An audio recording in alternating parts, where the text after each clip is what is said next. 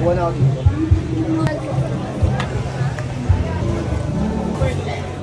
Hi guys! Tara samahan niyo ako dito sa famous at nag-viral na sotanghon ni Nanay Rosa na hindi daw worth it dayuhin at hindi masarap pero hanggang ngayon ang dami pa rin kumakain. Imagine nakaka-anim na giant kaldero sila at sa isang buong araw lang yan. Ito ang famous at viral na sotanghon ni Nanay Rosa na located lang sa may Hidalgo Street, Quiapo, Manila. Everyday daw silang open from 8 AM hanggang 10 PM. 2 years na nga nung last na punta ko dito sa kanila at nagulat ako nung makita ko na nag-expand na pala sila ng pwesto. Dati kasi sa may labas lang kaya sobrang dumog yung mga tao. Ngayon may maayos na silang sistema at mas makaka-accommodate pa ng mas maraming tao. May mga nag-comment kasi sa last vlog ko sa kanila 2 years ago na kesyo hindi daw masarap, wala daw lasa, pero I think for me, kanya-kanya naman din kasi talagang panlasa yan. Hindi naman tayo same-same. Hindi rin naman dadami yung kakain dyan kung talagang hindi okay. Kung hindi mo type at hindi pasok or pasado sa panlasa mo, edi at least na try mo, huwag ka na lang bumalik. 25 years na rin kasi sila dito kaya talagang may mga regular suki na sila.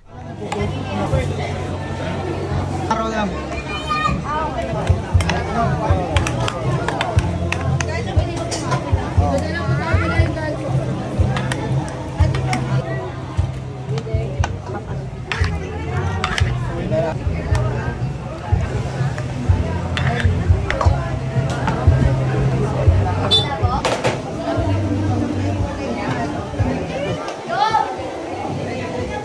Kaya naman ano pang inaantay natin guys, huwag na natin patagalan, i-try na natin! Guys, yung sobrang nagba-viral at nagte-trending na sotanghon dito sa may Quiapo, nag-expand.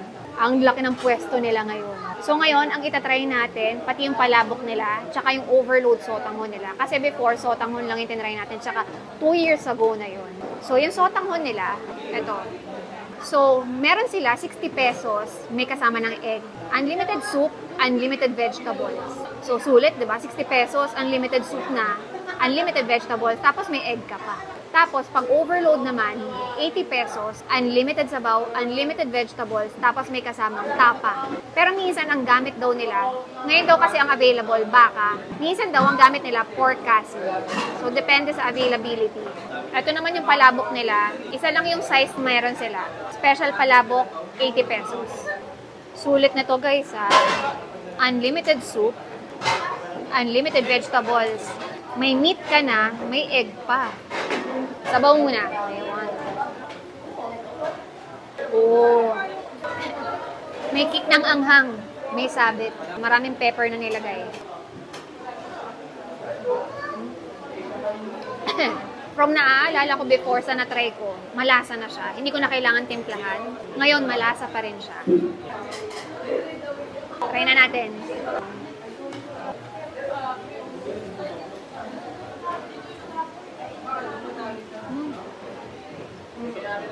For me, malasa siya. Pero kung ayaw mo ng ma-pepper, hindi mo magugustuhan. Kasi strong yung lasa ng pagka-pepper nila. Pero sa akin, okay lang. Kasi nagdadagdag anghang siya. Hindi mo na kailangan timplahan pa. Pero kung ikaw naman nakukulangan ka sa pepper, may pepper sila. Pero sa akin, marami na.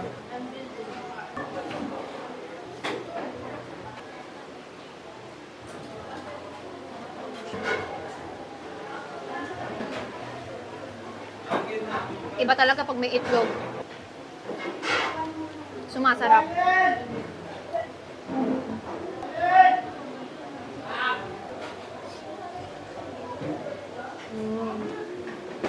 Kung gaano sila kalakas dati, mas sumobrang lakas sila ngayon. Ang laki ng pwesto nila, napupuno. So, itong palabok naman nila, itry natin. May itlog siya, tokwa, chicharon. Try natin. May tinapa rin. Lasa ko yung tinapa. Siguro nakamix na yun sa crushed chicharon. Malasa din naman siya.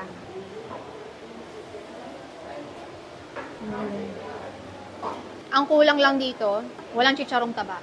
Diba? Kasi yung mga ibang nagtitinda ng palabok dito sa Quiapo, yung mga sikat din, yung kanila may taba eh. Pero pwede na rin. Lasa mo pa rin yung tinapa.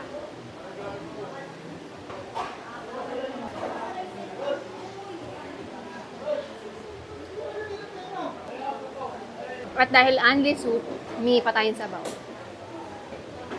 Oh.